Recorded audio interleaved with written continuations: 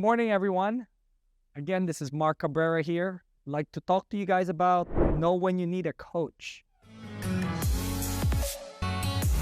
If you're going to get into something, go at it 100 miles an hour. 100% of your energy should be in it. Because you put effort in terms of getting your license. You put effort in terms of spending time sitting down. And you put effort in terms of what you want to do in that business. And then you get into the business and a few disappointments happen. And all of a sudden you want to quit. I mean, I had that one agent that had like her first 3 transactions in the business. All of it actually fell apart. And it's nothing to do with her. Right? And she was getting ready to quit. Since I'm her coach, I told her, I was like, come on. Try 7. So how many times I took the broker's license because I'm not the smartest kid in the world before I passed it. But I didn't give up. It's the same idea. You just keep plugging away because that's what you want. So if you want something, you go at it and you don't wait for anyone and you don't care what everybody else thinks because that's what you want. That's the kind of attitude that breeds success in our business.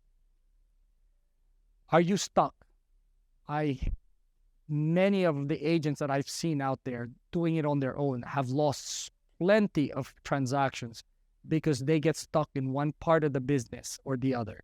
Home inspection, that's one of the biggies. Appraisal contingencies, the other biggie. Loan commitment, another biggie. Extending settlement when loans are delayed, another biggie. See, I can tell you all day long what are the issues here because I've already sold over 1,000 houses at this point between me working with a top producing agent and myself. I mean, almost 500 in the MLS. So you can see exactly what my numbers look like. So it's not like I run into this once in a while.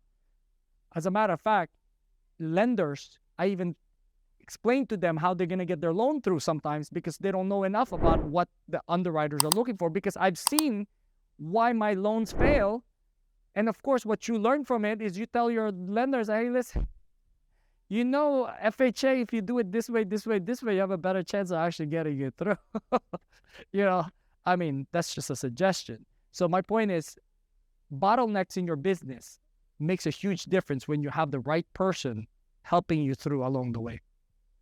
One of them I ran into not too long ago. One of my mentees actually came up to me and said, hey, Mark, I got stuck on this situation where my client is buying a house. Appraisal came in $4,000 less, and they don't want to drop the price $4,000 less, so my buyer won't buy the house. And I've been working on this for 2 weeks. I was like, why are you just coming up to me now? Like, 2 weeks? You didn't have to wait 2 weeks. You only have to wait like maybe a day or two and then figure out that you can't, you're stuck. And then you let me know right away so we don't kill the deal. Kill the transaction. So I stepped in the picture. First thing I did, I spoke to the listing agent. And I told the listing agent, hey, listen, I understand that your client is trying to make sure that they don't lose any more money than they are. And I'm pretty sure you can probably sell this for more money. But tell me something. What's most important to your client right now? And his response was, well, if we can delay the settlement, it will be better for my client. I was like, okay. I tell you what, I actually not delayed settlement. I'll be able to stay in the property longer, like a post-occupancy agreement. I was like, I tell you what, let me talk to the buyer and let me see what I can do to try to get that. So called my mentee and said, talk to your buyer and find out if they're willing to actually do this stuff. See, what you do before you do anything else, find out what the other party needs. See, at the end of the day, don't be asking somebody for something when you never gave anything to begin with. So you got to reach out and put an olive branch out there and like, hey, what do you guys want? What do you guys need? So I figured that out, right? So I talked to the buyers, the mentee, I told mentee, hey, talk to your buyer, ask them if they could do this.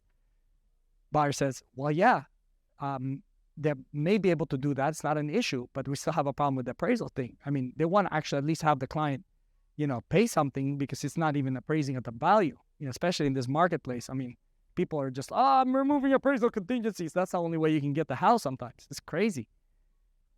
Came back to the listing agent. I said, listing agent, I tell you what, this client that we're working with doesn't have a lot of money. And that's the reason why they're asking for the lower price, because they can't come up with the $4,000 to go to settlement, because they're already coming up with this amount, for down payment and closing and stuff.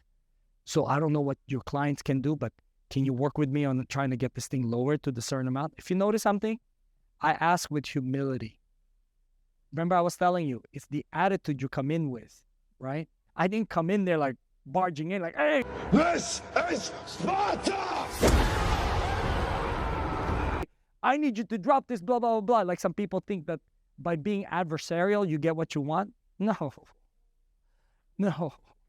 Believe me, I got free shots last night just from being nice. And I picked up a client at the bar. I mean, you can't get any better than that.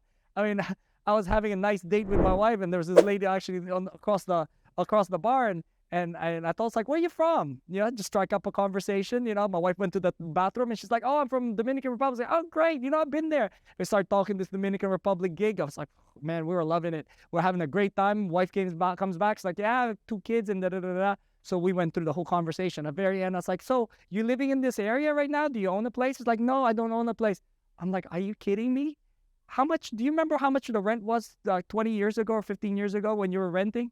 And she's like, I know, it more than doubled by now. I'm like, yeah. Can you imagine if you had bought then? You would still be paying the same amount for the next 30 years. Why don't you fix your monthly payment so you don't have to actually pay any more money on rents later on down the line, so you have control of your finances? And the lady's like, I know. And you know what the worst part about it is? I have a VA. I'm actually a veteran, and I actually can get a VA loan. But I had this bankruptcy. I was like, yo, bankruptcy? Come on. Don't worry about the bankruptcy. We can figure all that out. How long ago? It was 3 years ago. I'm like, oh my gosh, by now you could have bought a house, because you know what? It only takes 2 years and you could have buy a house already. And also if you put it, if you properly work on your credit, which, my wife and I can actually work with you on that and help you out with those things, everything will be okay. Do you have a card? No, unfortunately not. But let me text you my number. So make sure that you have my number, okay? So we text each other in the number. By the way, I do have business cards, but I didn't have the cards. Because the minute I give that card, I'll never get that phone number. Remember, you want to be in control, right? Hence, I'm a coach. That's the reason why I'm a coach, because I teach people not to give away the farm. Look, if you have no control of the communication, and I was just sitting at the bar, I swear to you. And then the lady that was actually serving, I was so nice to her, she was serving. Oh my gosh, you know what? I love this place. Next thing you know, she's come back around. She's like, oh, I have this thing called Tampa Faye. Faye is my name. Tampa is where I found this drink, and I made it up myself. Here, have a shot on me, free. Like, really? I was like, thank you so much. And I was like, so I'm telling you, just being kind, being nice goes a long, long ways. And believe me, it's so funny because people don't realize this is a mindset thing. This is not something that you learn from real estate school. You don't learn this from anybody telling you. They're actually all business. Oh, you're going to need to do this. You're going to need to call this, and you're going to have to actually mail out this and say it this way and that way. No. Just keep it simple, guys. Anywhere you walk, you should be a walking billboard. And all your advocates, the people that know you, should be walking billboards. Can you imagine if you have 150 people? Apparently, there's a study on this, that most people will know at least 100 people. The most you can know in your lifetime, that you will remember them and they remember you, and you can reconnect and everything, about 150, because when you go further than that, you start forgetting people. So looking at it from that, right? If you imagine if you had 150 people, there's also a statistic that every person will know 3 people will be buying or selling a house in a year. If you know 150 people, that's 450 leads that you can potentially tap into. Let's say you only get half of that, right? 225. You think that's enough to actually sell at least 100 houses? Absolutely, because that's my business model. My business model runs on grassroots marketing. When I'm talking about grassroots marketing, is I know you, you know me, and you'll be in touch with me. I'll be in touch with you from now on moving forward. You will get a text message from me saying how you're doing. You get a text message from me inviting you to an event. You get text messages from me, a Merry Christmas, holiday, happy birthday. Because all of that, guess what? It's automated. Automated. Then the reason why I automate it is because I want to maximize my time. So at one text when I send out, is 536 go out there. And these are the kind of things that you would learn that you never saw from any angle that you actually look at. Because I'm one of those crazies. It's like, I used to joke around when I was with Remax, like, Remax stalkers. Like, once you know me, you'll never forget me. And that's the whole idea. You don't want to be forgotten, okay? So, are you growing uncontrollably? When I say, do you have controls of how your growth works? See, there's two things. You can grow and then you can crash. You grow and you crash. You grow and you crash. And that's what we call the roller coaster ride of real estate. And you go like this. Woo, roller coaster ride. Sometimes you have income, sometimes you got nothing. And then your bills still keep coming like this. They're not like a roller coaster. See, I hope your bills follow your income, right? Wouldn't that be great? Then it's like, oh, I don't have income this month. Oh, you don't have to pay, man. No, don't worry about paying today. It's okay. Pay next month. I mean, but it doesn't. It doesn't follow your bills. So how do you make your business consistent? Well, this is the kind of things that your coach is supposed to show you.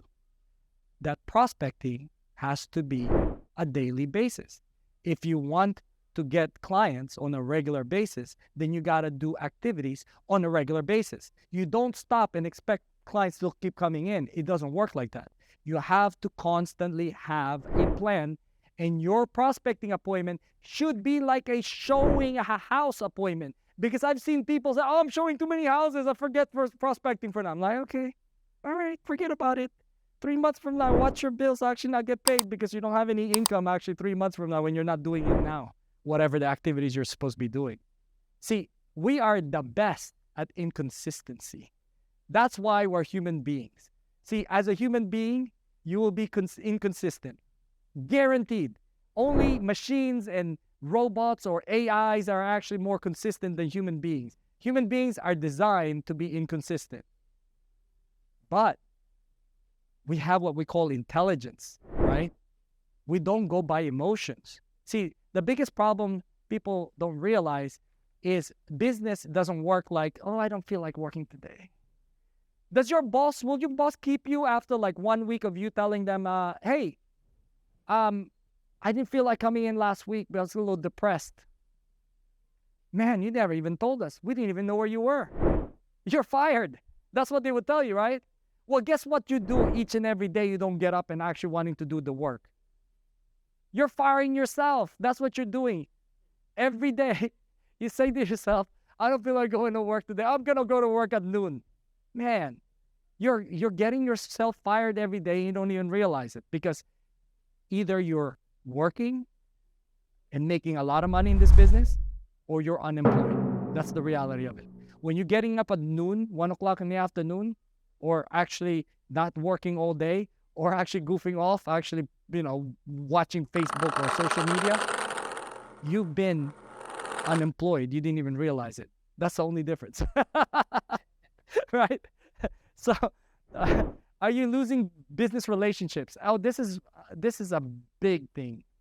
People don't realize that you never cut off anybody in your business. Never cut off anybody in your business, even the people that you hate sometimes. Why? Because those are the same people that later on down the line regret to actually have done something to you. And then they come back around. It's like your lost children, If you ever had lost children, they come back around apparently. I'm waiting for mine to come back around.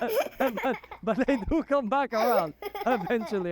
Yeah, they come back around. So that's like your clients, your lost clients, They do come back around sometimes, and they come back. When they come back strong. They're like, oh my gosh, Mark, you know what? We definitely miss you, and we don't want to miss you again because we got messed up by the last agent we were working with, and I know you're an honest agent, so I'm going to stick around with you this time around. And they do. And actually, as a matter of fact, some of them actually buy multiple properties or I get to manage their property, or they get to rent their house out. I mean, they get me to do anything out there in the real estate because that's basically what I've done. I've actually mastered multiple revenue streams, which I actually talked about last week. This time, we're talking about why is a coach that important? Well, because my coach taught me the discipline of being consistent at the activities that bring in production. That's what this guy taught me. And after that, everything else is easy. When I say everything else is easy, your contracts, your offers, your listings, your headaches, your blah, blah, blah. If you're able to manage the incoming part of the business where business is coming to you, everything else is easy. Why? Because you're not like laser focused on one client, because you only have one client to pay that bill. And like, oh my gosh, if I don't close this client, I'm not gonna be able to pay this bill. So client bill. Oh my gosh, he's asking me money. What do I do? I can't lose this client, so I'm gonna give away the farm because I need some money. Okay, well, maybe I have just enough to actually pay my mortgage this month. So yes, I will agree to actually half of my commission just because I can. I'm sorry, it doesn't work very well. The reason why it doesn't work very well is because you don't have enough clients. The client is not the problem. The client can read right through your head and looking at him like, oh my gosh, this guy, I can actually like, woo, like bulldoze over this person because this person has no clue what he's doing and he's only sold one house and I'm it. He has nobody else in this world except me. So I'll get as much as I can out of this. Human nature, right? Human nature. That's what people do. But if you have a lot of clients you're working with, right? It's like flying from 100 feet and looking at the ground and all you're seeing is the ground. There's nothing there. Or the people are huge, and they're going so fast. They're like big problems. You're looking at big problems rather than flying 10,000 feet. If you have like 10, 15, 20, 30 clients that you're working with, you're already flying. Why? Because when there's one problem with one, you're not so attached to it. It's like dating. My wife actually told me this one day. She learned that you have to have 3 dates so that you don't get attached. That's what she would say. Well, you have to have at least 3 clients so you don't get attached. How about that? So, the idea there is you have to have multiple clients so you're not attached to one and you're like catering this person, putting this person in a pedestal and anything they do goes kind of thing. No, as a professional, when you have other clients you're working with, and by the way, that's another mistake most rookies make. All of a sudden they get a lot of clients and they tell their clients, excuse me, I got a lot of clients, okay? I'm too busy for you right now. And the clients don't feel like, oh my gosh, yeah, you're too busy for me. Well, you know what? There's one every 4 doors of a house I just knock, and one of them are going to be a real estate agent, and I'm pretty sure they want my business. That's how many agents there are out there. So the point I'm trying to make to you is you want to make your client special, but you also want to make sure the client understands that you're a professional, that you will give them an honest, straightforward answer when they need it, okay? And when they ask you to lower your commission, you give them a standard, straightforward answer, no. That's it. Very, very simple. But it makes it difficult when you actually have one client. Because what if the client goes away? I don't have anything. Something is better than nothing. You start thinking in yourself. And next thing you know, when the next person actually they refer, they're asking for that same discount. And then the next person, same discount. All of a sudden, you're not growing a big tree. You're growing a half a tree, like a midget. I mean, it keeps getting, it keeps getting shaved off on the top each time. And next thing you know, you don't have anything, right? You can't survive like this. You have to have a standard that you're working with. And the standard is activities equal production over time. This is the formula of real estate. If you don't know this by now, know it. Because next 3 months, whatever you're doing right now is you're going to feel it 3 months from now. You don't feel it right now. Because this is a build-up, build-out process. Once you start actually turning the wheel and start putting the same input, eventually the wheel just spins. And it spins faster and faster and faster. Right? So